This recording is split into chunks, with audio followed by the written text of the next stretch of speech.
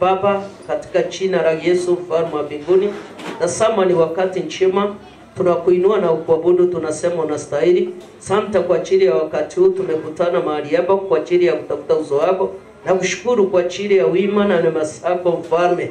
Naomba wakati naenda kufundisha Baba, naomba unitangulie kwa ajili mimi ni chombo chako, unijaze na ukaninue. Nimekemea kila vita na utatanishi na magonjwa kwa watu wako, ukashuke na ukondoe vita na magonjwa kwa watu wako Baba, ondoa vita na magonjwa kwa watu wako Baba, ondoa. Naomba utawale katika nabii, ukafungue njia mahali pasipo na njia, ukatawala kwa watu wako, kuongoza vile upendavyo. Ni wakati Baba tunahitaji Roho wako atuongoze sasa hata mbele, katika jina la Yesu mtakatifu nimeomba nikini. Amen. Bwana asifiwe. Bwana Yesu apewe sifa. Amen. Tunaenda kujifunza katika maandiko ya Mathayo mtakatifu 17 kuanzia mstari wa kwanza mpaka wa 22. Tufungue sote maandiko matakatifu ya Mathayo, Matthew 17 verses 1 to 22.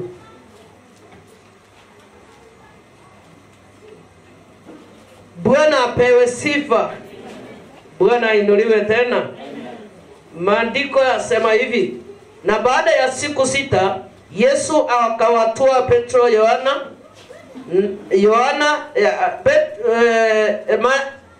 na baada ya siku 6 Yesu akawatoa Petro na Yakobo na Yohana nduguye, akawaleta juu ya mlimani mrefu faragani. Akageuka shule yake mbele yao, uso wake ukang'aa kama jua, mavazi yake yakawa meupe kama nuru.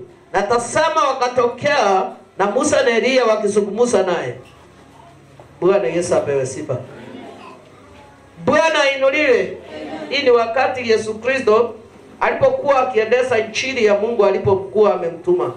Bwana Yesu apewe sifa. Wakati alipokuwa katika ulimwengu wa dhambi, alikuwa anatembea na wanafunzi. Bwana Yesu apewe sifa. Maandiko yatuambia wakati alipokuwa jangwani, baada ya siku 6 akakusanya wanafunzi, na ndipo alipowataja kwa majina Petro, Yohana pamoja na Yakobo. Mahali pale wakajitenga, wakaenda kule mlimani kwa ajili ya kusali. Baada ya hayo, maandiko yatuambia kwamba wakati walipokuwa wamejitenga katika kusali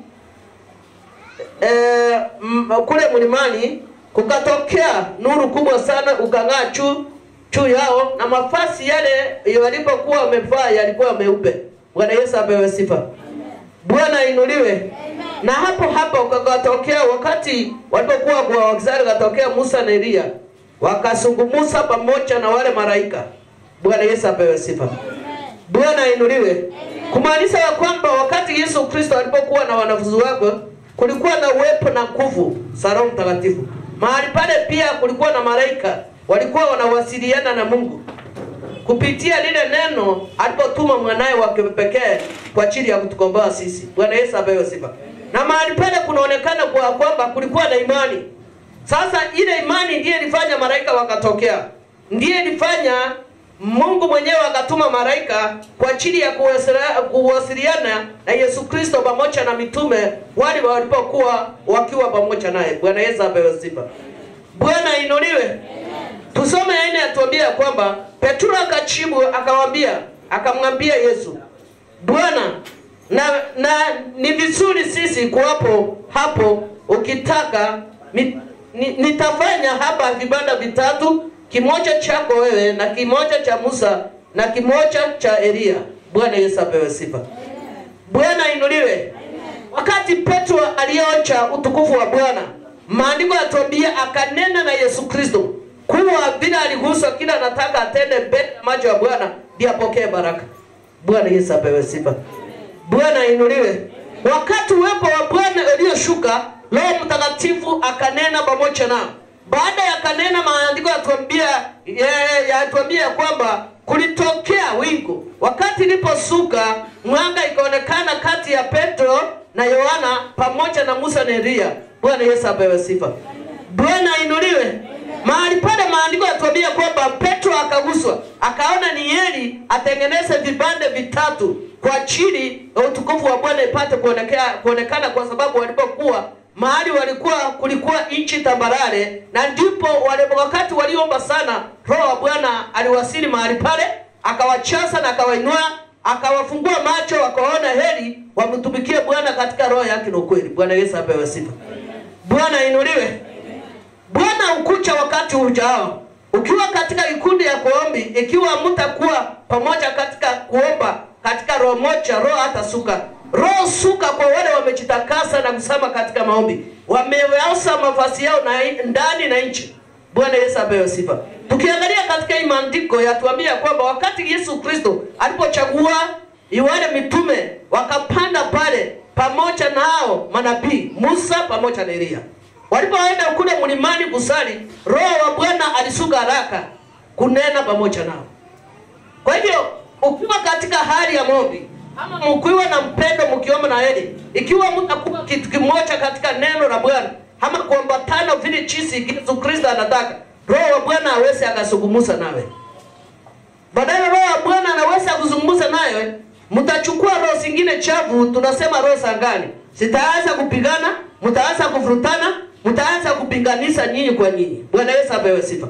Lakini tukiangalia katika hii maandiko yatuambia wakati Yesu Kristo alipochagua, aliwaunganisha pamoja na upendo ikaonekana. Mahali upendo uliko, usinyamazisha vitu vingi, chuki, wivu, fitina na nini na masengenyo. Lakini mahali pasipo na upendo uleta utangamano. Ndio watu wengi wanasema wanaokoka, lakini hawafuati vile neno la Bwana linasema. Hako mahali pale kwa ajili ya wakati, hayuko mahali pale kwa ajili ya kutumkuza huyu Yesu Kristo. Bwana Yesu apewe sifa. Ukiwa umetaka kumwandamana Yesu Kristo, lazima ujitenge na maovu, usimama katika neno, na neno ikoboe wokovu wako. Bwana Yesu apewe sifa. Bwana inuliwe. Kwa hivyo utakaa katika wokovu ikiwa ujui neno liko ache, na neno linasema nini. Neno lazima ukae katika neno, ukichua kumwogopa Bwana. Na kumwogopa huyu Yesu Kristo ni kuogopa kutendea mwenzako yaliyo maovu. Bwana Yesu apewe sifa. Ndio niliona ya kwamba walikuwa 12, lakini kwa mahali alienda faragani, alienda na wale watatu pamoja na manabii. Bwana Yesu apewe sifa. Baada ya kusali kumaliza, ndio maandiko yatuambia chombo lilionekana mahali pale, na lile chombo lilionekana kulitokea, na wale watu waliotokea walikuwa wamevaa mavazi ya kioo meupe. Bwana Yesu apewe sifa. Walikuwa malaika wa Bwana kuja kuchukua ujumbe. Mumekeza, mumeomba the whole day ama usiku mzima, lazima Bwana aachilie malaika. Wasema ya kwamba walikuwa 5, na hao 5 kuna mmoja wao hakuwa anaamini, alikuwa mpiga Kristo katika hiyo maombi. Lakini wakati malaika walichukua ujumbe, waliona wanatosa. Na utatosa kwa Yesu Kristo kiwa utaogopa kuasi na kwenda kinyume cha mapenzi ya Bwana. Haleluya. Bwana Yesu apewe sifa. Kuogopa kuasi ni kuogopa kumtendea mwenzako yaliyo maovu, kumcha Bwana katika roho yake na kweli, kutembea katika nuru kila wakati, iwe wakati wa vita, majaribio, magonjwa na kifo, mtukuze huyo Bwana. Haleluya. Ni wakati wa kutafuta uso wa Bwana, na ukikaribia kusika lile vazi vile yule mwanamke alizika, ndiposa ile damu ikasimama. Lazima usame katika neno, ukae katika neno, usame katika maombi, umwambie Bwana, sasa unastahili kuabudiwa ndani yako. Lakini huyu Yesu Kristo wetu hataki bambasa. Ukimpampasa leo uko viti, yeye ukuja na hasira na anaweza kukuondoa ghafla. Bwana Yesu apewe sifa. Maandiko yatuambia kwamba wakati Waisraeli waliasi, aliwaachilia muda ya kutubu na kumrudia. Kwa hivyo ile wakati uko nao, kwa hiyo ni wewe mwenye dhambi, jua ya kwamba anajua, lakini kwa ajili anakupenda zaidi, anataka ubadilike. Ndio ndiposa amekupatia wakati, unaendelea katika chuki, unaendelea katika fitina, unaendelea kwa ajili ya kupiga wengine vita baridi. Sio ya kwamba wewe uko na uwezo na mamlaka kuliko yule aliyekuumba, ni kwa ajili anataka ubadiliko. Haleluya. Bwana Yesu apewe sifa. Inaenda kuwa umefuta wengi kasi mahali huko. Inaweza kuwa umedhulumu hata majirani wale wako hawatoki katika hali ya magonjwa. Inaweza kuwa umeangamiza wengi katika hali ya chali, hali katika njia mingi, lakini umesimama unasema bado sijaonekana. Sio hujaonekana, Bwana amekuachilia ili utubu umrudie. Bwana Yesu apewe sifa. Ni wakati Bwana anahitaji roho yetu. Tukubali kupondwa ndio tupate kupondeka. Haleluya. Ni wakati Bwana anataka tubadilike. Ndio kwa sababu alitaka, ndio kwa sababu aliachilia mtoto wake wa pekee akafa kwa ajili yako na yangu. Bwana Yesu apewe sifa. Kwa hivyo huyu Mungu wetu ni mwenye huruma na neema kubwa. Kwa hivyo ile muda anakupatia, ile Musa usiharibu, ni wakati wa kumongojea na kuomba msamaha mbele ya macho ya Bwana. Haleluya. Kuomba msamaha ni kumaanisha unaomba utarudi kuomba tena. Utatoka kama kuagiza utoke kabisa. Kama katika njia mbili utoke kabisa, uende katika njia iliyo mbamba ya kutafuta uso wa Bwana. Bwana Yesu apewe sifa. Kwa hivyo icharisi ni mahali wapi umepita, milima na maponde, umemwaga damu aina gani, lakini Bwana anahitaji roho yako. Bwana Yesu apewe sifa. Kwa hivyo roho anahitaji roho yako, usiwe moyo mgumu kumkubali huyu Yesu Kristo. Amekupenda muda mwingi. Kumbuka kuna wale wamelazwa hospitali tofauti, hawapumii, wako na mapesa kwa bangi, wanatibiwa lakini hakuna yule amebadilika. Sio wale wameazi, sio wewe uko mtakatifu umehangaisha watu wengine. Ni kwa vile anakupenda zaidi, amekupatia muda wa kubadilika. Bwana Yesu apewe sifa. Bwana inuliwe. Tuone vile nini wakati Petro akajibu akamwambia Yesu, Bwana, ni vizuri sisi kuwapo hapa. Ukitaka nitafanya hapa vibanda vitatu, kimoja chako wewe na kimoja cha Musa. Bwana Yesu apewe sifa. Bwana inuliwe. Na kimoja cha Elia. 5, alipokuwa katika kusema, tazama wingu jeupe likamwaitia uvuli. Na tazama sauti ikatoka katika ile wingu, ikasema, huyu ni mwanangu mpendwa wangu, ninayempendezwa naye, na msikieni yeye. Bwana Yesu apewe sifa. Maandiko yatuambia wakati Petro alimaliza kunena na Yesu, maandiko yatuambia kwamba wingu likatokea nyeupe likawatia uvuli, na sauti ikatoka katika lile wingu, na likasema, huyu ni mwanangu mpendwa, nimempendezwa naye, msikilize yeye. Bwana Yesu apewe sifa. Mahali pale kulikuwa na nguvu za Mungu. Mahali pale kulikuwa na upako wa Roho Mtakatifu. Ndio kwa sababu wakati Petro aliponena, akaona ikiwa wewe ni vyema wakae mahali pale, yeye ameamua kuchekea wale watatu vipanda kwa chini, mahali palikuwa huko ni nchi tambarare. Bwana Yesu apewe sifa. Ni mambo gani haya makubwa Bwana alikuwa ametetea Petro? Vile walikaa na Petro katika muda huyo wa siku 6, maandiko yatuambia, aliona yale maajabu alipotendeka na miujiza. Akaona heri afanye kazi ya Bwana bila mvurutana, bila kusema mimi na John tutasikana ili tukutendee. Lakini yeye alisema mimi nimeamua. Bwana Yesu apewe sifa. Bwana inuliwe. Mimi nimeamua nifanye nini? Niwachengee vibando, kimoja chako, kimoja cha Elia na kimoja cha Musa, ikiwa utakubali tukae pamoja nanyi hapa. Bwana Yesu apewe sifa. Petro alinena kwa sababu alikuwa ameamua katika ile safari. Hakuona ni usito kutendea Bwana mambo makubwa, kumtendea kumaanisha alikuwa anarudisha shukrani. Sijui wewe Bwana akikutendea shukrani unamrudishia nini? Akutendea yale makubwa unamrudishia nini? Ama unaona ni kawaida kubarikiwa? Ama ni kawaida kuishi the world here mpaka wakati? Ama unaona ni kawaida kukaa na watoto wako mkiwa vyema? Wengi wamepotea huko tangu corona ikuje, wengi wamepotea, lakini yeye wako wanakaa katika njia nzuri. Sijui kama wewe unaona ni kawaida. Tukiangalia katika maandiko, Petro wakati walishinda na Yesu siku 6, hakuona ni kawaida. Aliona kama ni jambo la maana, ili atende jambo mbele ya macho ya Bwana, ndihesabiwe kuwa mwenye haki. Bwana Yesu apewe sifa. Hakuamua akasema vile tuko na ndugu yangu Yaona, wacha tuchenge. Vile tuko na ndugu yangu Yakobo, wacha tuchenge. Alisema mimi. Haleluya. Bwana Yesu apewe sifa. Ni wachache tu wanaweza kuamua kumtumikia Bwana katika roho safi, roho yake ni kweli. Ni wachache. Hakusema wacha tu contribute kwa ajili ya kutenda hiki kitu.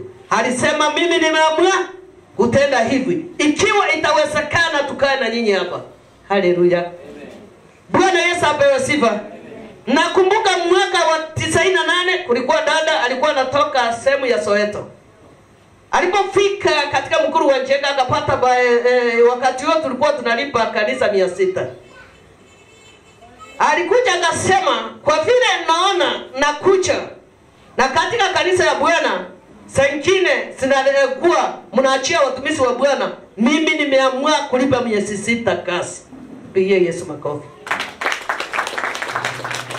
Hakusema ya kwamba yeye atatoa juu, lakini alisema kwa vile ameona Mungu amemlinda, yeye ameamua miezi 6 alipe nyumba ya Bwana, ndiye apokee baraka.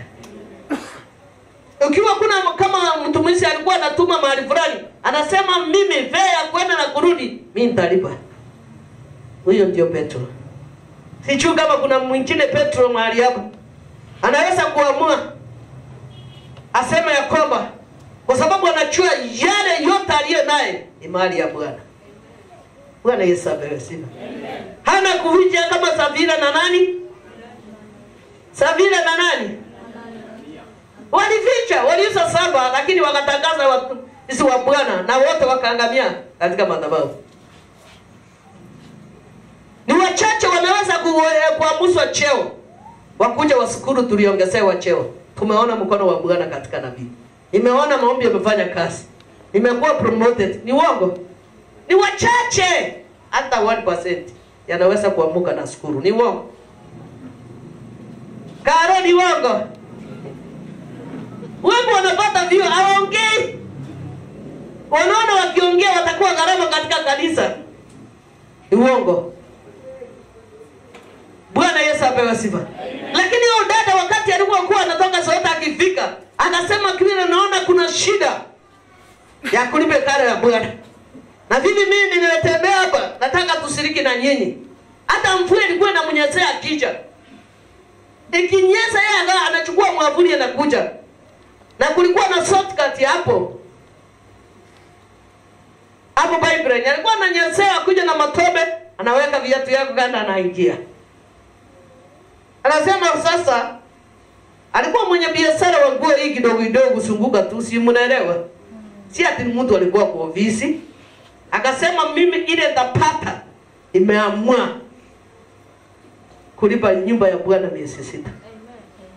Na yeye akiambiwa mtumishi wa Bwana fulani ametuma mahali, yeye ndiye anainua mkono kumlipia fare ya kwenda na kurudi. Nani atafanya hivi? Tuko pamoja kanisa. Sisi sio wabaya, si ati tunashindwa kulipa. Ni vile hatujui gharama ya Bwana aliyetukomboa. Tukijua ile gharama aliyetukomboa, hatutaona ile tulio nayo ni kitu kwetu. Tutaona ya kwamba ile tulio nayo ni mali ya Bwana. Na kutenda ya Bwana kumshukuru, sio kumuongojea kuja mzukuru. Ni kufanyia walio mema wala aliyetuma ndio kazi ya Bwana endelee. Bwana Yesu apewe sifa. Bwana inuliwe. Tutende kwa aliye wema kwa watumishi ndio kazi ya Bwana endelee. Ndio tuhesabiwa kwa wenye haki. Bwana Yesu apewe sifa. Ndio wasiende wakilalamika, wafanye kazi nzito. Sasa ile unapiga simu anakuambia niko fulani niko busy, niongojee saa 10. Na hiyo ili uko na mgonjwa anaugua. Bwana Yesu apewe sifa. Dada alikuwa anasema umetuma wapi? Mahali. Kama mimi ndiye alikuwa anapea fare sana. Si ya kwamba nilikuwa nakosa, alikuwa anasema kazi ya Bwana lazima iendelee. Ama anakuuliza naweza kukujoin tuende na wewe. Bwana Yesu apewe sifa. Tupeleke uchumbe. Siku hizi watumishi wa Bwana hawapeleke uchumbe kwa sababu imekuwa usito kwao. Katika kanisa imekuwa usito kwa sababu kutoa tunahesabu shilingi kwa mfuko, tunaacha manoti. Bwana Yesu apewe sifa.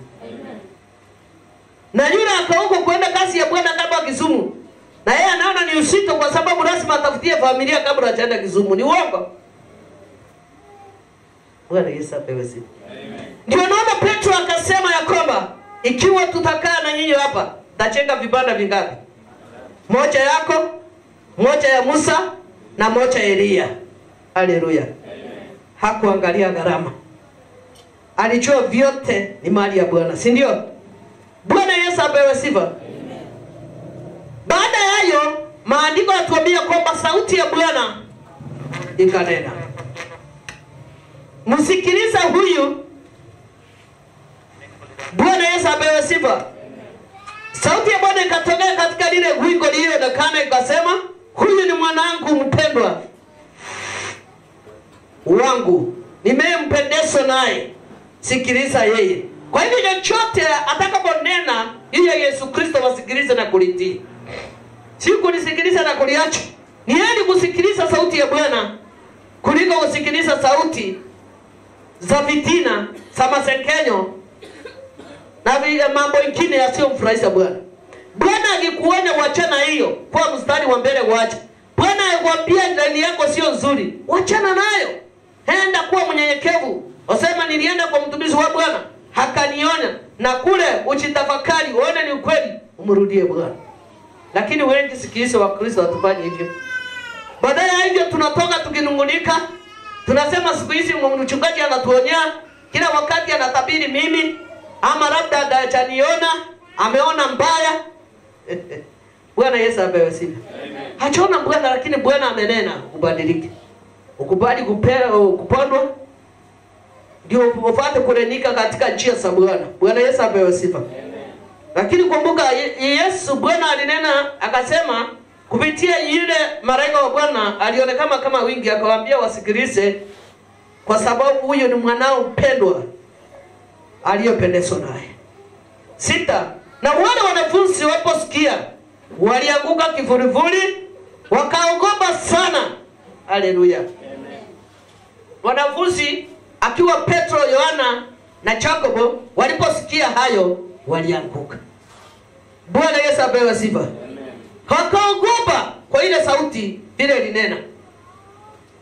Sijui siku hizi tunaongojea tunenewe na sauti kama hiyo, ndio tutaamini ya kwamba roho wa Bwana amenena. Ni kitu najua nzuri, roho akinena geuka. Vile Ezekiel aligeuka haraka na kutubu na kutokana kwa dhambi. Sio kuanza kupishana, sio kuanza kusema angalia vizuri. Muganga ndio tabia angalia vizuri. Lakini mwenye roho aliyetuma wa Bwana akinena amenena. Na tusije tukamjaribu kwa sababu tunaweza kuangamia. Bwana Yesu apewe sifa. Bwana ainuliwe.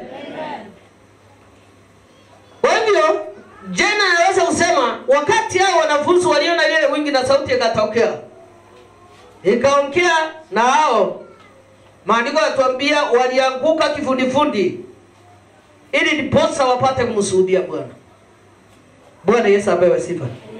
Wanadamu Bwana kitenda wa Kristo tunaona ni kawaida. Sio kawaida mpendwa. Ni kwa chini ya neema.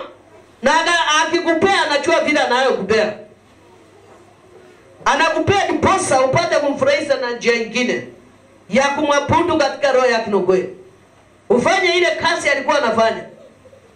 Dorcas wakati alipohaga, maandiko yatuambia waliomboleza wakiwa katika wapi? Waliomboleza wakiwa wapi?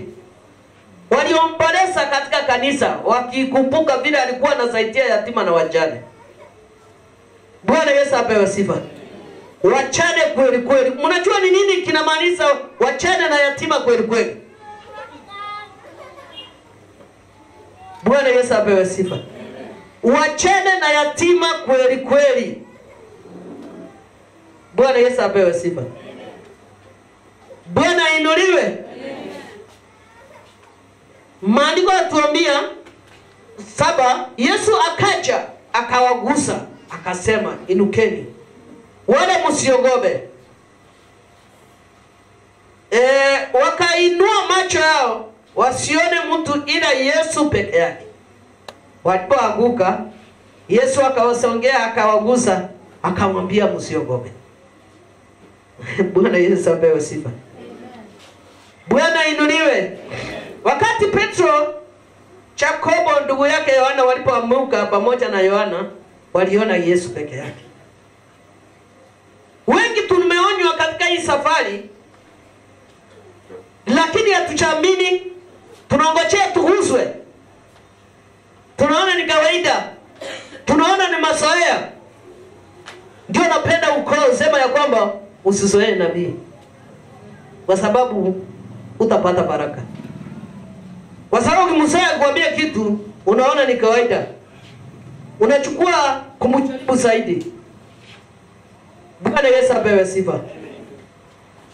Enda chambo likuicha mbele ya Bwana juu yako, enda ukinyenyekea ukitetemeka mbele ya Bwana, ukiomba Bwana liguswe akubadilishe. Lakini ndani yetu tukicha mbele ya tukicha mbele ya mitume tukiwa wakaidi, kuja kwao katika kuwajaribu na maswali yasiyofaa, tunaongojea maangamizo.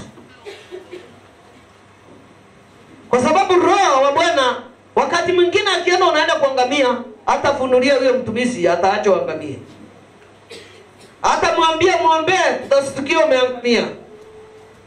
Kwa hivyo ujumbe wa Bwana ukija, lazima tukae vile Jacob, Yohana na Petro wakati waliposikia sauti ya Bwana walianguka kifudifudi. Walianguka wafanya nini? Kumsudia. Kwa sababu uwepo na nguvu za Bwana zilionekana mahali palikuwa wanamwona. Bwana Yesu apewe sifa. Tunaona kwamba baada walipoogopa wakaanguka, Yesu aliwagusa akawaambia, msiogopa, amuka. Walipoamuka waliona Yesu peke yake. Bwana Yesu apewe sifa.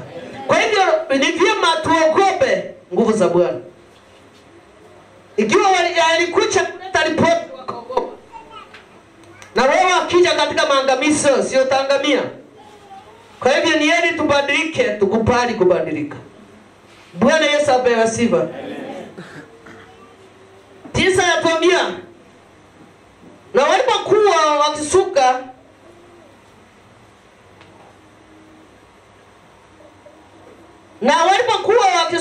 mlimani, kumbuka ya kwamba waliacha wanafunzi wengi wakapanda na Yesu wakiwa watatu pamoja na nabii Elia pamoja na Musa. Maandiko yatuambia walimaliza kuzali kule mlimani, walijitenga. Sijui wewe unajitenga mara ngapi kwa siku ukitafuta uso wa Bwana?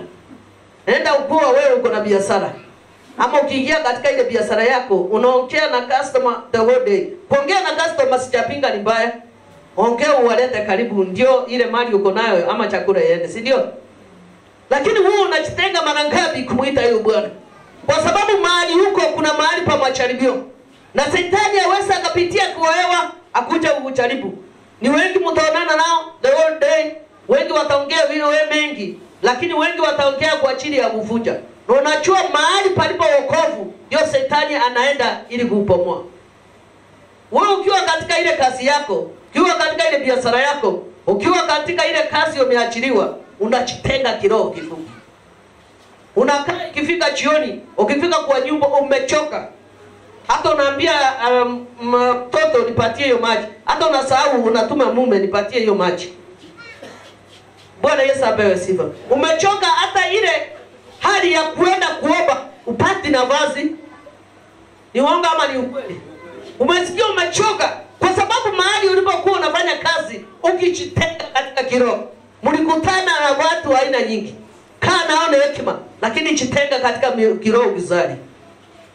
Wewe unajitenga kivipi? Kila Yesu Kristo alikuwa na umati wa watu. Alijitenga, alichaua wale watatu pamoja na manabii, wakapanda kule milimani. Bwana Yesu apewe sifa. Wewe jiulize, kwa nini huyu Yesu Kristo akachukua wale wanafunzi wote waende kusali? Alichukua wale wenye imani. alichukua wale wenye imani vile Roho wa Bwana alimwonyesha, wakapanda. Akajua hawa tukienda nao mlimani Roho ataleta ripoti. Ndio kwa sababu walipopenda Bwana akanena nao kupitia malaika. Bwana Yesu apewe sifa. Kwa hivyo hakuchukua ile umati, hakuchukua wanafunzi kwa sababu walipokuwa 12. Sijui wakati huo mmoja alikuwa tayari amemsaliti. Bwana Yesu apewe sifa. Unajua kuna kitu kingine wengine wanashangaa sana. Yeye alichukua wangapi? 12. Lakini kati yake mmoja akamsaliti. Unafikiri hakuchua kwamba yule alichukua atakuwa msaliti? Alikuwa anachua, lakini alitaka kazi ya Bwana yeye ajidhirishe. Na wewe unaweza kuchaguliwa kuwa kiongozi, uasi zaidi, ufikiri utaonekana, lakini Bwana anataka akutendee ukiwa katika kiongozi huko. Bwana Yesu apewe sifa. Usichema ya kwamba senior aliniona na akaniweka. Hapana, wale 12 unafikiri Yesu Kristo hakuchua ya kwamba atakuja kumsaliti? Na Yesu Kristo alikuwa anaongea na babake, alimwambia mchukue, nimpatie kazi yangu nione kama atabadilika. Lakini hakubadilika, alienda zaidi hapo akasaliti nani? Mwana wa Mungu. Kwa hivyo ikiwa wewe ni kiongozi kwa watu 10, unaasi, na unafikiri ya kwamba ulichaguliwa huku kwa mbaya zaidi umekuwa mbaya. Hama, na alinichaguaje kama alikuwa anajua ni mbaya? Bwana amekuweka mahali pale ubadilike. Ukataa kubadilika, atakuandika ukiwa katika uongozi. Ndio naonanga ya kwamba yeye alichagua 12. Bwana akamwambia, hapa hakuna ukushoni, itakuache, hiyo ni kazi ya Bwana. Amekuleta karibu aone kama utabadilika. Bwana Yesu apewe sifa. Amen. Bwana inuliwe. Amen. Unafikiri Yesu Kristo hakuchua Farao atakuwa mfalme na baadaye atesa wale watoto? Alikuwa anachua. Kwani Sauli alikuwa nani? Si alienda akiharibu makanisa? Lakini alikuwa kiongozi katika ile nchi. Kwa hivyo kubali vile ulivyo, lakini kubali kubadilika. Kubali uitu vile ulivyo, lakini ukubali kubadilika. Kwa hivyo kati yenu unaona maswali mingi sana. Usije wajiulize maswali, lilia roho yako. Kuna wakati miezi ilipita 2 niliwaambia, mulilie mioyo yenu kwa sababu kuna sinema mtaona. Iliongea ama si kuongea? Mulilie, msije mkastuka, wengine mkapoteza imani. Kwa sababu ndio wakati Bwana anasafisha kanisa yake. Wale wasiposikia atakuja kwa nguvu. Utalipo hata ukiwa Nakuru, kuelekea nyumbani. Kialipo ukiwa Machakos, ukielekea nyumbani. Tutakuona kwa TV. Kwa runinga. Bwana Yesu apewe sifa. Bwana inuliwe. Ndio kwa sababu maandiko inatuambia, ukisikia sauti ya Bwana usiponye moyo wako kwa mgumu. Ichalisi vile alikuja, atakuja wakati wake, wakati unaofaa. Atakupatia kitu fulani, aone kama utabadilika. Anaona pia hata nikomaliza ataniogopa. Hata hii kunitumikia ataniogopa. Anaona kama ni kawaida. Anaona kama yule mtumishi wangu aoni. Usidanganyike kama aoni. Ni kazi ya Bwana. Usidanganyike kama aoni. Ni kazi ya Bwana. Na yeye ndiye atakuja kukamilisha, sio mtumishi wa Bwana. Yeye amewekwa mahali pale kwa ajili ya kuombea. Kwa wale wanaotii na kuombe. Kwa wale wanaotii waombe na kuonya, lakini Bwana mwisho ndiye atajitiriza. Mwisho ndiye atatenda yake. Bwana Yesu apewe sifa.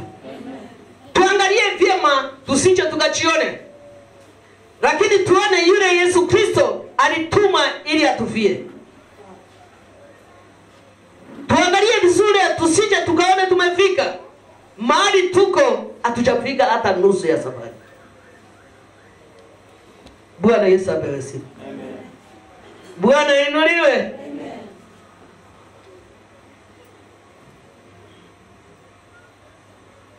Kiwa na watoto 10 unachua mtoto ako mrafi. Si ndio? Kiwa na watoto 5 unachua mtoto mwenye ako mrafi. Na vile corona imejaa, unajua mtoto wako mrafi asiposiba ataingia kwa kila nyumba. Utajaribu kutafuta chakula kwa wingi, ukimsongesea ndiye aje kuingia kwa nyumba. Lakini ikiwa ni wa kuingia ataingia. Ikiwa sio wa kuingia hataingia. Tuko pamoja. Kwa hiyo ndio tuposa Bwana alisema kucheni nyinyi yote. Nyinyi ni watu wangu. Niliyotuma Yesu Kristo ili apate kuwakomboa. Sasa nyinyi ni watu wangu, nataka mbadilike mwitu kwa watoto wangu. Tutaitwa kuwa watoto wa Yesu Kristo kupitia ile damu aliyekufia na tukane dhambi. Kumaanisha alituita kuwa watu wake. Sisi sote wachawe, waganga, wezi, wasarati. Lakini kuja kuitwa wanawake, lazima ujikomboe. Unisame katika maombi, ukiri Yesu Kristo sawa sawa. Bwana Yesu apewe sifa. Bwana inuliwe. Kwa hivyo sisi wa Kristo tusije tusihanganye ya kwamba mimi niko mahali fulani sijaonekana. Hapo jitoe kabisa, uandike chini. Bwana utupatie wakati wenye dhambi ndio tupate kubadilika, tutubu. Utuonya kwa sababu alitoa mitume kwa ajili ya kutuona, ndio tuposa. Tukikataa yeye ukamaliza kazi yake.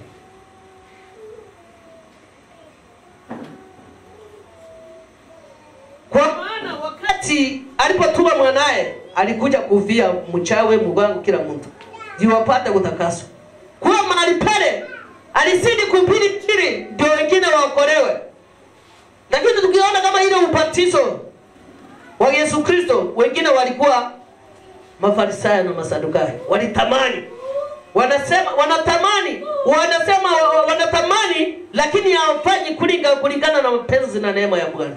Wanataka tu waingie mahali pale, waoswe.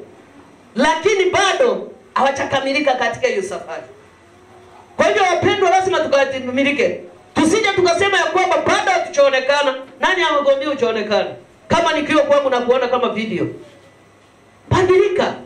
Kwa sababu Yesu yeye atakuja kukamiliza. Ametuma manabii na wainjilisti watakase, walete maonyo. Wao wamemaliza. Bwana Yesu apewe sifa. Wewe umesongesea ile chakula umekula, uchasiba tena unasumbua majirani. Lazima turidhike Bwana. Tushue neno la Bwana ni neno safi na litakatifu. Na tutakataa kubadilika, yeye ndio anakuja anakamiliza. Icharizi anakamiliza ukiwa wapi? Ndio tunasema hapo mwanzoni, tuombee roho zetu. Mtaona vizanga hata wengine watafunjika roho. Enda kaa kuna mpendwa, mfuasi mwenzako ulikuwa unaamini sana. Ukiwa hata kasini unampenda sana. Hakitoa ushuhuda, unaweza kusangaa. Hakiimba gospel hapa, unasangaa. Akianza kuimba hapa, malaika anashuka. Lakini nani anakuja kukamiliza? Yeye anakuja yeye mwenyewe. Aliyetuma manabii na wainjilisti na mitume, lazima akamilishe kazi yake. Kwa hivyo sisi wanadamu wenye wanawasi, tusije tukasema bado, unajidanganya. Nani anakuambia bado? Kazi ya Bwana lazima akamilishe. Mitume, manabii, wainjilisti ni watu wa mikono. Bwana Yesu apewe sifa. Ni watu wa kazi ya mikono. Jembe kuvunjika wanajaribu kurekebisha, lakini ipati kurekebishwa vizuri. Kwa hivyo ni wakati wa kusema ya kwamba wacha tufanye hiyo mema, na Bwana akuja akamaliza kazi yake. Yesu Kristo wakati alisubisha akateswa, akaliomba akasema Bwana wasamehe. Lakini yeye alishuka akakamiliza. Au kamiliza, alikazimiza. Hivyo vile kuko katika watumishi wa Bwana, yaani watumishi wa Bwana. Yeye atakuza kukamiliza. Amekuonya, lakini roho yako ni ngumu. Unasema bado. Hakuna bado hapo. Kwa hivyo lazima sisi tubadilike ikiwa tumemwasi Bwana. Lazima tuende kwa makoti tuambie Bwana tunataka kubadilika. Nataka kubadilika. Nataka nioswe. Unitenge na laana za ukoo. Unitenge na damu mbaya ya ukoo. Unitakase. Nifanyie kazi mimi na nyumba yangu. Bwana Yesu amewe sifa. Bwana ainuliwe.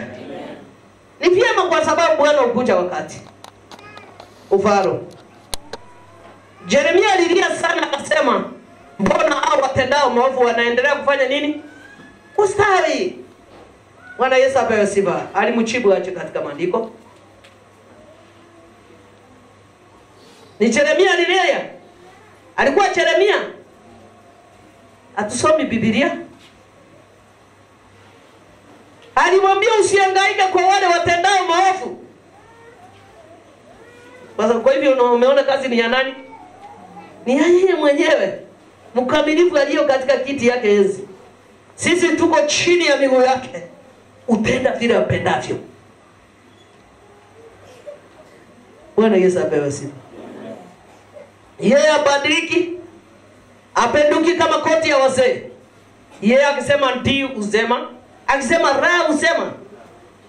Lakini sisi tunajinanganya tukiwa katika ulimwengu wa dhambi. Tunaona tunafika, hata kuota hatujafika. Tunahitaji tuombe msamaha mbele ya Bwana, ndio tusamehewe. Ndio tupate kuinuliwa. Ndio tuondolewe kiambasi. Ndio niona Daudi hata wakati walipokuwa wanapigana na ule mfalme. Daudi tu alisema kabla Bwana achaniruhusu nikuangamize, wasa tu nikate. Ni kuonyesha ya kwamba ningekuwa na hasira ningekumaliza. Kwa sababu yule mfalme alikuwa amelala usingizi mzito. Na pamoja na wale wafuasi wake, chezi lile lake lilikuwa kuangamiza Daudi. Bwana Yesu apewe sifa. Kwa hivyo, ujumbe ni ya kwamba tusione kama tumefika. Tusione kama tuko mafichoni. Hakuna mtu aliye mafichoni mahali hapa. Kila mtu ako wazi mbele ya Bwana. Bwana yeye hutenda lilo apendalo. Lakini ikiwa kati yetu kuna wale wanahasi, inafaa tubadilike. Inafaa wabadilike. Kwa sababu hakuna mtu aliye mafichoni. Ndio narudi nikisema muombe sana. Bwana Yesu apewe sifa. Muombe sana. Muombe sana. Wengine wasije wakapoteza imani. Lakini nitaombea kwa wale wanaoamini wasije wakapoteza imani. Wakiona sinema ile kubwa. Usiende. Tusipoenda na kubadilika. Bwana Yesu apewe sifa. Tusije tukaona sinema katika ulimwengu. Ili wakati wa corona. Bwana Yesu apewe sifa. Bwana ainuliwe. Maandiko yatuambia 10, wanafunzi wake wakamuuliza wakisema, basi kwa nini waandishi unena ya kwamba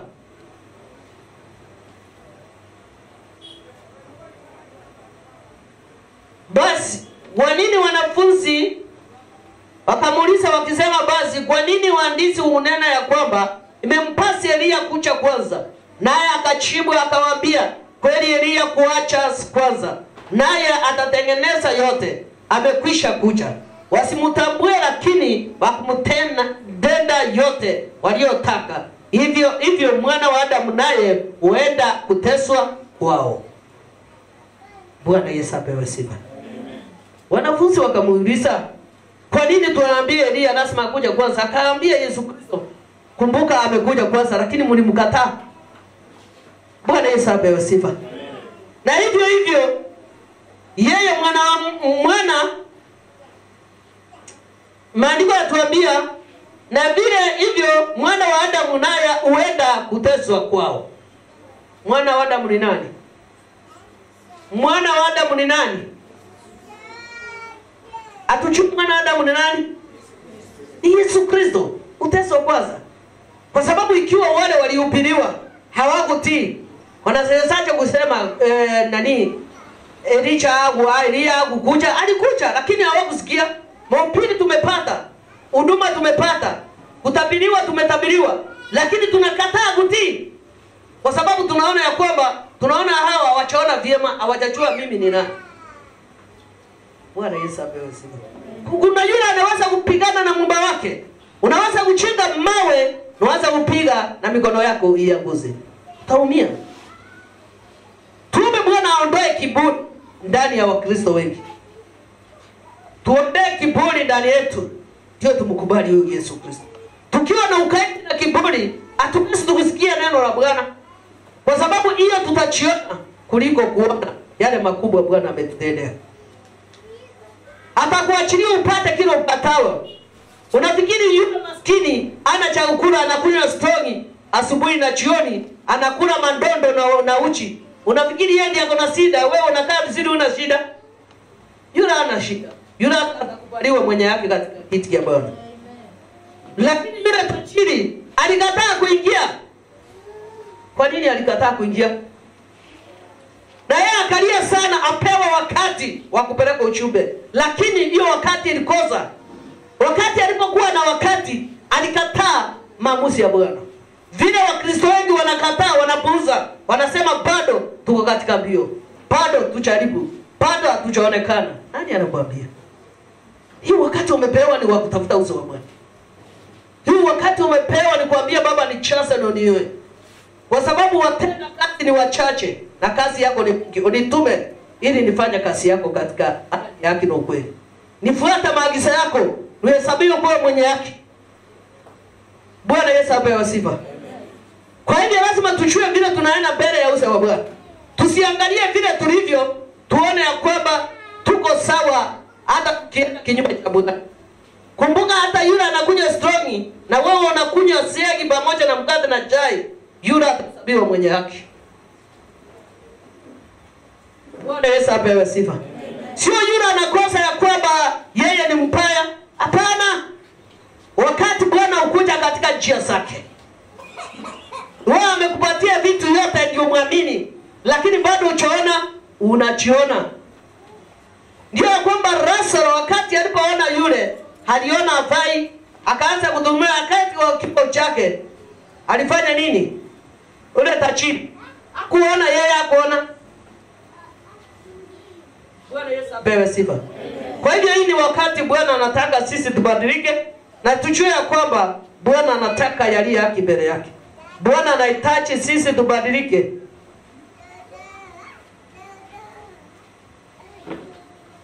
Kumi na mbili yatuambia, 11, naye akawachiwa akaambia, kweli Elia aliwaachia kwanza, naye atengeneze yote. Amekwisha kwisha, wasimtambue, lakini hivyo mwana wa Adamu naye huenda kuteswa kwao. 13, ndipo wale wanafunzi wapofahamu ya kuwa anasema nao habari za Yohana Mbatizaji. Ukiona wakati wa Yohana Mbatizaji, wengi walitamani ile kubatizwa, lakini maandiko yatuambia walikemewa. Waliona ubatizo ni wa kawaida, ni kuingiza maji, lakini hawakuona ile gharama ya Bwana ya kuwakomboa. Ndipo wengi siku hizi wanaona ya kwamba kukaa na kupumua ni kawaida. Sio kawaida mpendwa. Uchaenda Kenyatta one wengine wanapumua kupitia mipira. Sio ya kwamba wao walianzi. Wanapumua kupitia mipira, lakini wewe uko hai mwaka mzima. Hata hali ya kumwambia asante, uchungu, shukuru mbele yake unaona ni kawaida. Badala ya kutenda mema unaasi, unazidi kuasi kwa sababu unasema bado Bwana hajanitambua. Hakutambua kivipi? Na wewe anahitaji yako mtumikie. Vile hivyo yeye ndiye anajua vyema sana. Kwa hivyo tuondoe kiburi ndani yetu. Tumkubali Yesu Kristo. Tuondoe kiburi ndani yetu na ukaidi. Tumkubali huyo Yesu Kristo. Kwa sababu yote ni mali yake. Na yote itakuja kuhesabiwa kuwa upatili ikiwa wewe utamwamini Yesu Kristo. Bwana Yesu apewe sifa. Bwana inuliwe. Ndipo unaona ya kwamba wanafunzi wake walisema vile amenena alikuja na tukamkataa, akalinganisha vile ubatizo wa Yohana Mbatizaji. Kwa sababu wale walikuwa huko walitamani kubatizwa, hata hawakujua kutubu ni nini. Kwa hivyo lazima tumrudie Bwana katika njia zake, ndiye akubali sisi tuitwe wana wake. Bwana Yesu apewe sifa. Naye walipofikia mkutano mkubwa mmoja,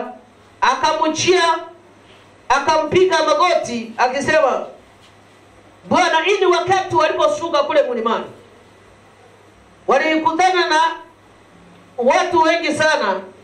Ndio maandiko yatuambia mmoja wao akamjibu akamgusa magoti akisema 15, Bwana unirehemu mwanangu, kwa kuwa ana kifafa na kuteswa vibaya, maana mara nyingi huanguka motoni na mara nyingine machini. Bwana Yesu apewe sifa.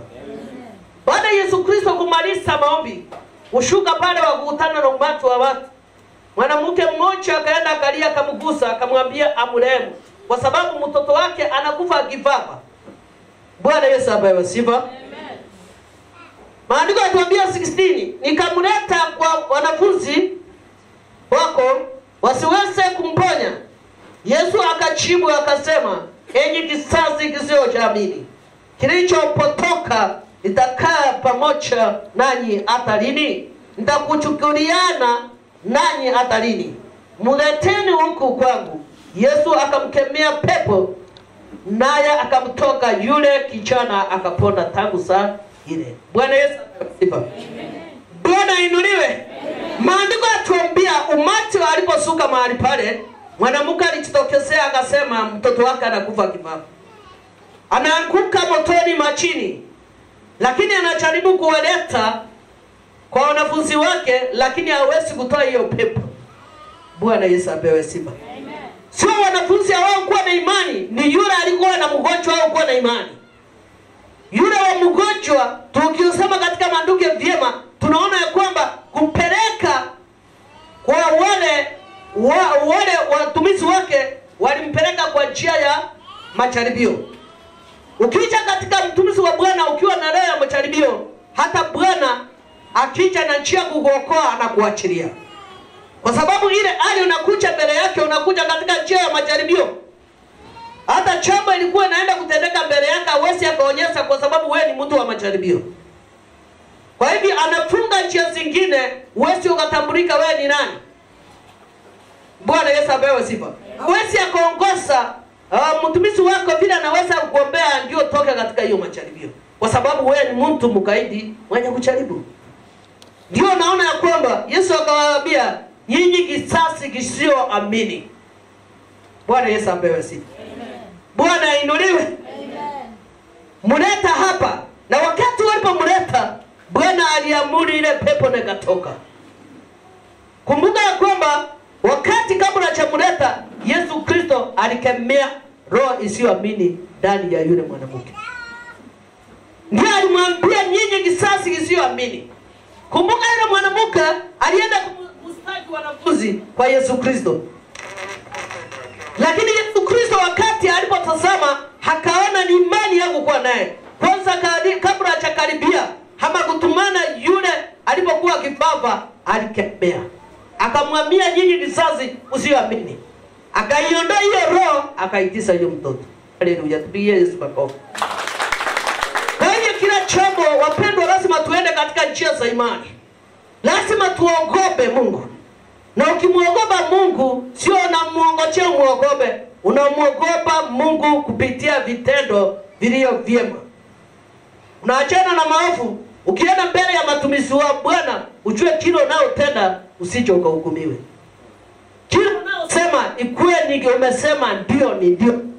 Lakini usitumie hali ya kuwa kiambasi mbele ya mtumishi. Unajua mtumishi hawezi akao kiambani.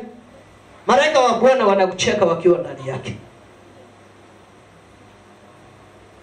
Wacha mbaya tuite mbaya, na lilo njema tuite mbaya, njema tuite njema. Ndio utukufu wa Bwana uonekana, ndio kile inuliwe, ndio huduma ya Bwana endelee mbele. Yesu Kristo alipouawa akasulubishwa, akashikwa, lakini baada ya siku chache akafufuka. Au kuwa na uwezo wa kufufuka, lakini alifufuliwa na yule aliyemtuma. Kwa hivyo kutacha ndio chamaanisha ya kwamba utadhulumiwa katika maisha yako. Yesu Kristo alikataliwa. Bwana Yesu apewe sifa. Wakati alipotoka katika nchi yake akapeleka mahali pengine, wakati aliporudi saa uchumbe, walimkataa. Hawakumkataa. Si walimkataa? Wakasema huyo ni mtoto wa nani? Tunaona hapa kila kitu, anaweza kutuambia nini sisi wazee? Kwa hiyo ndio maana nyingi nasema wewe usichokasoeana na mtumishi wa Bwana sana. Ukisoeana sana unaona ni kawaida, hata ukikoselewa wewe sio gati. Lazima kuwa ukinyenyekea, ukija mbele ukiamini ya kwamba utahasi na utatenda dhambi. Bwana Yesu apewe sifa. 19 Kisa wale wanafunzi wakamwendea Yesu kwa varagana, akasema, mbona sisi hatuwezi kumtoa? Yesu akawaambia, kwa sababu ya upungufu wa imani yenu. Kwa maana amini nawaambia, mkiwa na imani kiasi cha buche za aradi, mtauambia mlima huu, ondoka hapa uende kule, na utaondoka, wala halitakuwapo neno lililosiwezekana kwenu. Bwana Yesu apewe sifa. Kiangalia katika wanafunzi wa Bwana walikuwa wamepiwa vita zaidi. Wengine wakarudi nyuma wakapungukiwa na imani. Sio kwamba hawakuwa na imani ya kuweza kuelezewa. Walipiwa vita hata wakiona hawa watu wametusumbua, hawa watu wametutega, wamefanya hivi, hata ukiomba wacha achane. Sio wao kuwa na mamlaka. Ile ni vita walikuwa wamepiwa mpaka wakaona hii ndio inaweza kutendeka, lakini hatuwezi kwa sababu ya vita mingi. Tuko pamoja. Tuko pamoja. Kwa hivyo tutafuta uso wa Bwana katika njia inayofaa. Tumuogope Bwana, na kumuogopa Bwana, kuogopa kutendea mwenzako yaliyo maovu. Tumwendee katika njia ya kunyenyekea. Tumwabudu katika roho yake na kweli. Bwana Yesu apewe sifa. Bwana ainuliwe. 21 Lakini namna hii haitoki ila kwa kusali na kufunga. Kuwa na imani itoki hali kwa kufunga na kusali. Bwana Yesu apewe sifa. Bwana ainuliwe. Mimi nakumbuka dada mmoja na ndani aliniona, aliniuliza kwamba nafunga mara ngapi kwa wiki na nasali kivipi mpaka nguvu sinasidi kuwa pamoja naye. Namwambia hiyo ni kazi ya Mungu. Ndio kwa sababu unaona ya kwamba maandiko yatuambia kusali na kufunga sio ya kwamba upokee imani. Imani ni nini? Imani ni chombo lilo ndani yako ambalo linaweza kubadilika wakati wewe peke yako utaamua kubadilika. Ikiwa wewe peke yako utaamua kubadilika, sio unafunga ndio ubadilike, sio unaomba sana ndio ubadilike. Ni chombo lilo ndani lako likiguswa hiyo neno, unaamua kubadilika kabisa. Kwa hivyo hata tukufunga siku 25 tukiombea mganga mchawi abadilike, ikiwa wewe ndani yake ataguswa na neno, wewe si akabadilika kwa imani. Lazima amue katika hii safari. Lazima aseme sasa nimeamua kuachana na ulimwengu. Na nijua kwamba wewe ulio hayo utalipigania hii vita. Anaachilia moyo wake kwa Bwana. Anamwambia najua wewe utalisimamia mpaka mwisho wa ndoa. Utalipigania vita mpaka wakati huu. Bwana Yesu apewe sifa. Bwana ainuliwe. Amen. Ukiona katika maandiko Agano Jipya, maandiko yanatuambia watumishi wa Bwana walilia sana. Wakaona ile chesi iliyo mbele yao ni mingi, tutafanya aje? La Bwana kwa sababu walikuwa wameamua alisidi kuwapatia moyo. Kwa hivyo imani sio kufunga na kuzali, imani lazima uamue kuachana na maovu. Ukiamua lazima uamini ya kwamba yale Bwana atatenda ni makubwa kuliko yule mchawi na kusumbua usiku na mchana. Kwa yule mtu anaapa anakuambia utamaliza miezi 6. Kwa wewe yule mtu anaapa anasema Disemba hii tutamwaga damu mwingi. Hawataweza. Amen. Hawataweza. Amen. Bwana Yesu apewe sifa. Hiyo ni jambo imani. Kwa hivyo tusiwe wasiwasi kusafiri. Tuombe tukiwa na imani, tutasafiri tufike Tanzania tukiwa sawa, tafikiri mwezi chako sisikue sawa. Tukienda Kisumu tutakuwa sawa na kurudi na kule. Imani ni chambo lililo ndani yako lisionekana. Bwana Yesu apewe sifa. Kwa hiyo imani Yesu Kristo aliyokataza wanafunzi sio lazima kusali na kufunga, lazima amue mpendo. Usema sasa hii hata ikiwa ilikuwa agano langu na mapapu kwetu nyumbani, mimi nimeamua kuokolewa. Wacha niweke kando. Mimi nimeamua kuokolewa. Nikuve Maandiko Zaburi 116. Kuna mstari anatuambia hapo, eli yule anayelala katika Bwana. Bwana Yesu apewe sifa. Amen. Kuliko yule anayelala akiwa na dhambi na mwisho ni jehanamu. Wakati wa hukumu wale waovu wote watafanya nini? Waovu wote watafanya nini? Tuko na mbali ama hamuna Biblia ninunue moja moja kila mtu kwa kila mwezi. Bwana Yesu apewe sifa. Kwa hiyo hata ikiwa ni akana ilikuwa ya mababu, unafika unasema sasa imefika mwisho. Na mimi nimeachana Bwana. Urudie Bwana ndani yako imani. Sio vitu vingine ati nikiacha irani itanifuata, nikiacha itakuwa nani anakuambia? Kilo cha amini ndio kitakuwa kwako. Lakini ukisema sasa nimeweka kando. Kama ni mama nikatae, baba nikatae. Ikiwa ni mko nikatae, ikiwa ni mume nikatae. Ikiwa ni ndugu nikatae. Mimi nataka safari ikiwe nyeupe. Na katika hii safari nitaenda na kwa imani. Kwa imani sio kukaa ati na imani nasema imani yako lazima inazana na vitendo Bwana.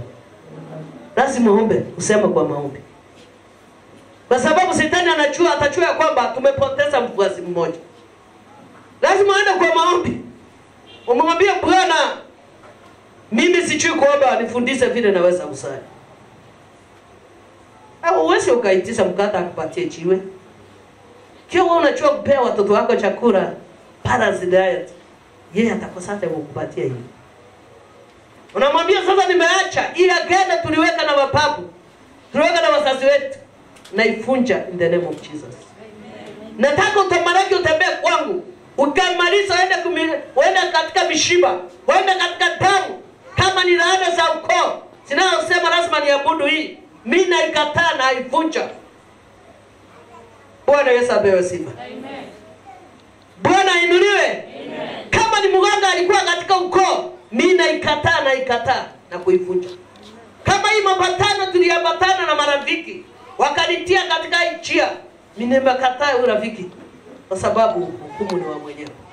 Nimevunja na kukataa. Na chuo unaweza, unatangaza, unasafisha, na unakomboa. Sasa hayo yote nataka ufanye. Na nataka Bwana nikiomba nikikanyaga chini magoti yangu chini, ushuka kwa haraka unikomboe. Bwana aweze akaminyo. Kitu ataangalia atatuma malaika wakachunguze. Yale Choni ananiambia, yale Helen ananiambia ni ya ukweli ama anaomba kuachili hapo katika vita. Ama anaomba kuachili, anataka kufurahisha wengine. Ama anaomba kuachili ya wakati. Haleluya. Amen. Ukienda mbele ya Bwana lazima uombe ya kwamba utaomba tena. Lazima uombe ya kwamba wewe unataka kubadilika. Wewe unataka uhuso katika njia za imani. Ukisema inatendeka. Ukiamuru inaenda. Bwana Yesu apewe sifa. Ndio ya kwamba tunaona ya kwamba Yesu akaambia wanafunzi kuwa na imani sio kwa ajili ya kufunga na kusali. Ichabo lisio ufanya nini? Isionekana ndani yako. Uamuzi wako wenyewe. Bwana Yesu apewe sifa. Si advice unashake, lakini you have to decide for yourself. Sio na kulazimisha okoke, lakini wewe amue. Hata nikiwa teonde ni kulazimisha okoka, kama wewe usiamua nafanya kazi ubatili.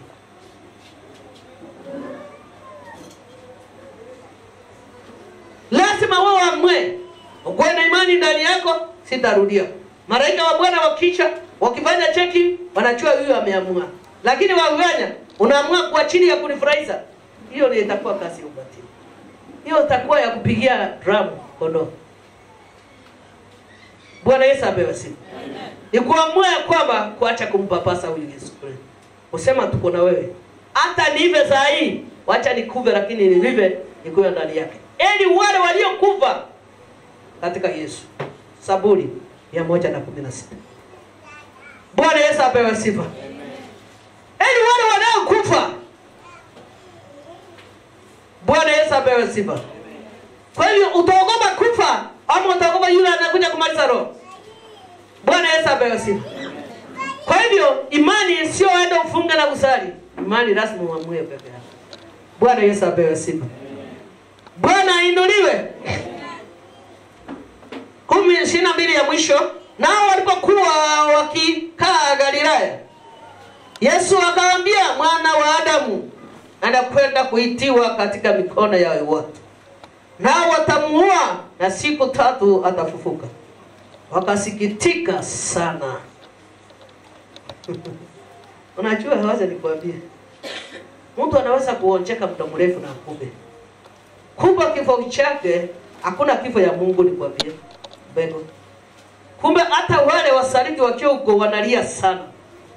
Wale wanakuwa kuomboleza, hata wakiwa mahali pale wanarurua mavazi, wanasema hoyo huyu babu yetu alikuwa mzuri, hoyo huyu mama yetu alikuwa yaani wanamuita aina ya majina. Bwana Yesu apewe sifa. Amen. Bwana inuliwe. Amen. Sikiliza vile. Wakati wapokaa wanakaa Galilaya baada ya kumaliza, maandiko atuambia Yesu akawaambia, mwana wa Adamu atakwenda kutiwa mikononi mwana. Kwa hiyo yeye hata ikiwa alifanya akiponya, akihubiri, akifufua wengi katika wafu, hawakufurahishwa wao wote. Kulikuwa kati yao Mafarisayo na Masaduka. Kwa hivyo hata injili ikihubiriwa umati wa watu, sio wote watafurahia na injili. Kuna wale watapinga, kuna wale watasawizi kwa ajili ya kumaliza yule na upili injili. Bwana Yesu apewe sifa. Lakini hiyo ni ya kwamba sio ya kuogopesha, sio ya kufanya injili ya Bwana ya atisimame, kwa sababu baada ya kufanya nini? Upili kufanya kazi ya Bwana mingi utauawa. Hiyo kazi ya Bwana lazima endelee. Kwa sababu kuna mwanzo na mwisho. Hakuna jambo lisilo na mwanzo, liko na mwanzo na silo na mwisho. Kwa hivyo neno itaendelea na watu wataendelea kuokolewa kwa wale wataamini na kulitenda aliye haki. Bwana Yesu apewe sifa. Bwana inuliwe. Alimaliza injili lakini akachua atauawa. Lakini akasema heri akufe akiwa ndani ya Baba aliyemtuma. Bwana Yesu apewe sifa. Kwa hivyo kifo yake haikumstua, alijua atakufa na atafufuka. Kwa hivyo ndio nasema ya kwamba usiogope kutoka kwenye dhambi. Uone ya kwamba ile agano mliweka pamoja na mababu, pamoja na ukoo, utauawa, wache ukataliwe. Lakini neno la Bwana lisidi kuendelea. Mbarikiwe sana.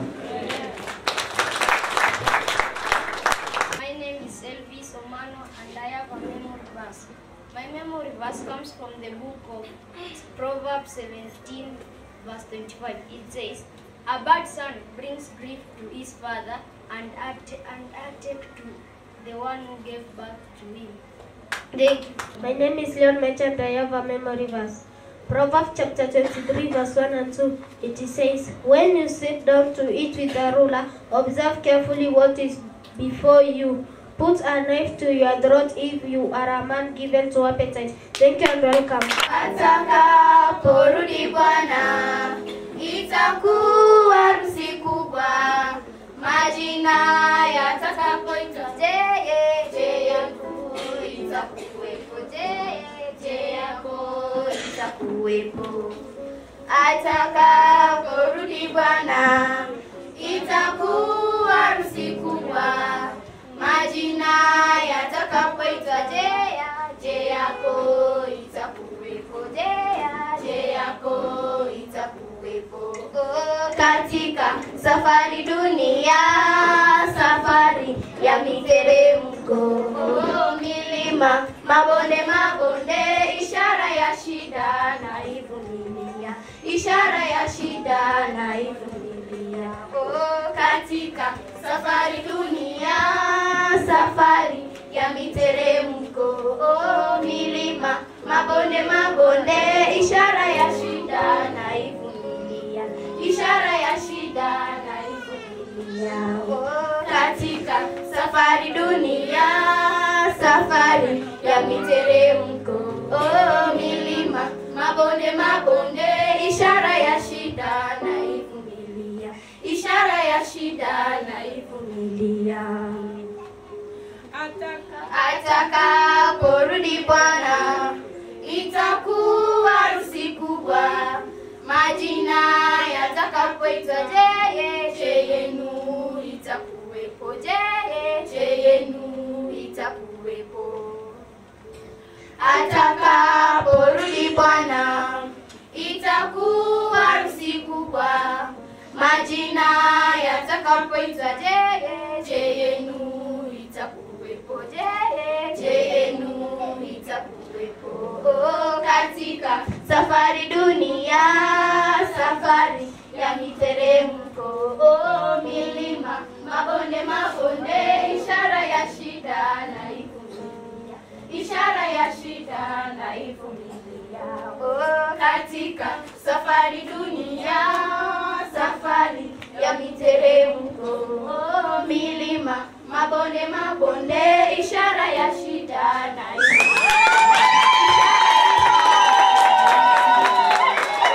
katika safari dunia, safari ya miteremko, milima, mabonde, ishara ya shida na ishara ya shida na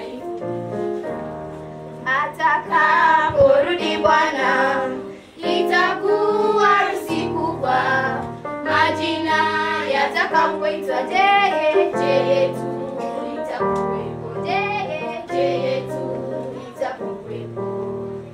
Atakaporudi Bwana, itakuwa harusi kubwa, majina yatakapoitwa, je yetu itakuwepo, je yetu itakuwepo.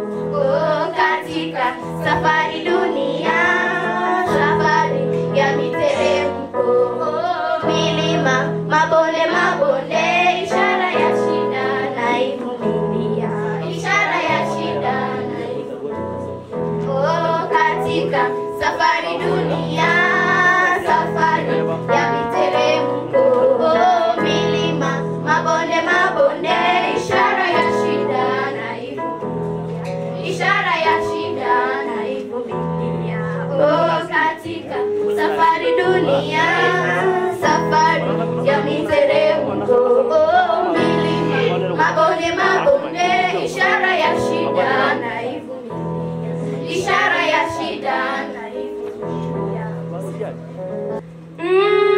Mungu Baba, nimekuja kwako kutafuta amani moyoni, sina amani. Na